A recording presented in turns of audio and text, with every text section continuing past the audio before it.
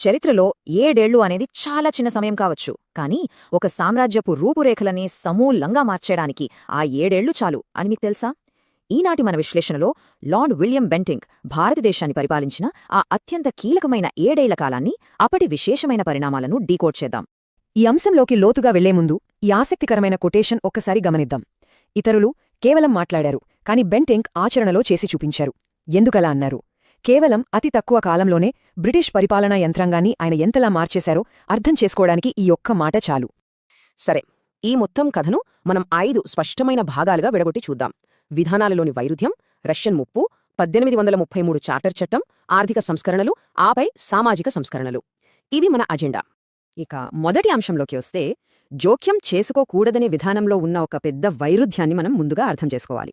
సిద్ధాంతపరంగా చూస్తే బెంటింక్ ఒక కఠినమైన నాన్ ఇంటర్వెన్షన్ పాలసీని, అంటే స్థానిక వ్యవహారాల్లో జోక్యం చేసుకోకూడదనే విధానాన్ని ఎంచుకున్నారు. కానీ ఆచరణలో ఏం జరిగిందో తెలుసా? పరిస్థితి పూర్తిగా రివర్స్. ఎక్కడైతే దుష్పరిపాలన ఉందని బ్రిటిష్ వారు భావించారో అక్కడ పదే పదే జోక్యం చేసుకుని ఏకంగా ఆ రాజ్యాలనే తమ ఆధీనంలోకి తీసేసుకున్నారు. దీనికి ఆధారాలు ఇవే. ఈ టైంలైన్ గమనిస్తే మీకే అర్థమవుతుంది. 1830లో మైసూర్లో రైతుల తిరుగుబాటును అణచివేయడం దగ్గరనుంచి 1832లో కాచర్ ఆక్రమణ, ఆ వెంటనే 1834లో క్రూరుడైన కూర్గు పాలకుడిని పదవిచ్యుతుడిని చేయడం వరకు ఇవన్నీ ఎంత స్పీడ్గా ఒకదాని తర్వాత ఒకటి జరిగిపోయాయో చూడండి. ఆనాటి ఈ పరిణామాల తాలూకు ఆనవాళ్లు నేటికి మన కళ్ల ముందే ఉన్నాయి. ఉదాహరణకు, మైసూరు రాష్ట్ర పరిపాలన చూట్టానికి నియమించిన కమిషనర్ సర్ మార్క్ కబ్బన్ పేర్మీదే ఇవాల్టి బెంగళూరులోని ప్రసిద్ధ కబ్బన్ పార్క్ ఏర్పడింది. ఆయన పాలనకు దక్కిన గుర్తింపది.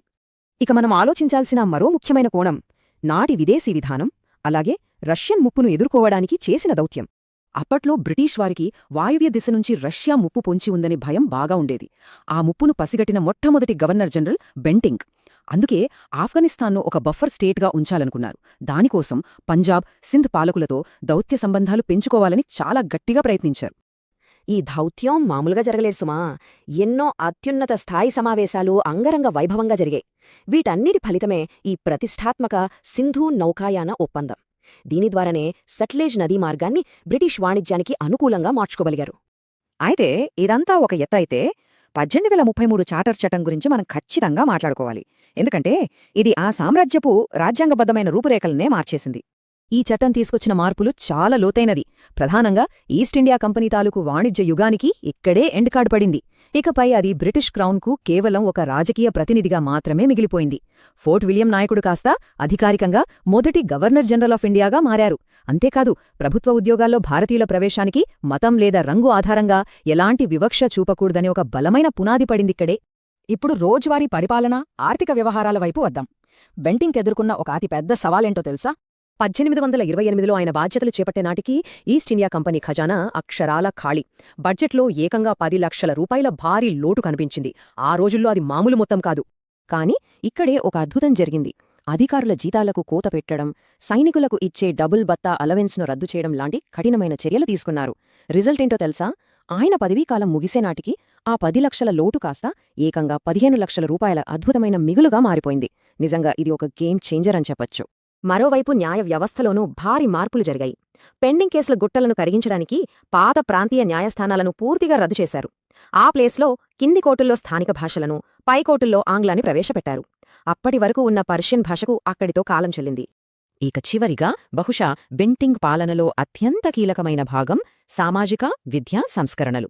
ఒక్కసారి ఆలోచించండి. ఒక్క బెంగాల్ రాష్ట్రంలోనే ఒకే ఏడాది ఏకంగా 800 సతీ సహగమన కేసులు నమోదయ్యాయి. ఈ ఘోరమైన లెక్కలు బెంటింక్ను తీవ్రంగా ఆలోచింపచేశాయి. అందుకే ఏమాత్రం వెనకాడకుండా 1829లో కఠినమైన చట్టాలు తెచ్చి భర్త చనిపోయాక భార్యను సజీవదాహనం చేసే ఈ సతీ ఆచారాన్ని అధికారికంగా ఒక క్రిమినల్ నేరంగా ప్రకటించి నిషేధించారు. సమాజంలో అప్పట్లో ఉన్న మరో భయంకరమైన సమస్య థగ్గులు. వ్యాపారులు లేదా యాత్రికుల ముసుగులో అమాయక ప్రయాణికులను దారుణంగా గొంతు నులిమి చంపేసే వంశపారంపర్య దోపిడీదారులు వీళ్లు. కల్నల్ స్లీమన్ ఆధ్వర్యంలో ప్రభుత్వం వీళ్లపై ఉక్కుపాదం మోపింది. కేవలం 5 సంవత్సరాల్లోనే దాదాపు 2000 మందిని పట్టుకుని అండమాన్ నికోబార్ దీవులకు దేశ బహిష్కరణ చేశారు. దీనితో పాటే ఆడశిశువుల హత్యలను అరికట్టడానికి కూడా స్పష్టమైన, కఠినమైన చర్యలు తీసుకున్నారు. ముఖ్యంగా రాజపుటానా, బెంగాల్ లాంటి ప్రాంతాల్లో ఈ దురాచారాన్ని నిషేధించడమే కాకుండా శిక్షార్హమైన నేరంగా ప్రకటించారు. ఇక విద్యారంగాన్ని తీసుకుంటే లార్డ్ మెకాలే సిఫార్సుల మేరకు 1835లో ఒక చారిత్రాత్మక తీర్మానం ఆమోదించబడింది. భారతదేశంలో బోధనకు, పరిపాలనకు ఆంగ్ల భాషను ప్రాథమిక మాధ్యమంగా మారుస్తూ ఈ కీలక నిర్ణయం తీసుకున్నారు. మన ఈనాటి విశ్లేషణను ముగించే ముందు ఒక ముఖ్యమైన విషయం గురించి మనం ఖచ్చితంగా ఆలోచించాలి.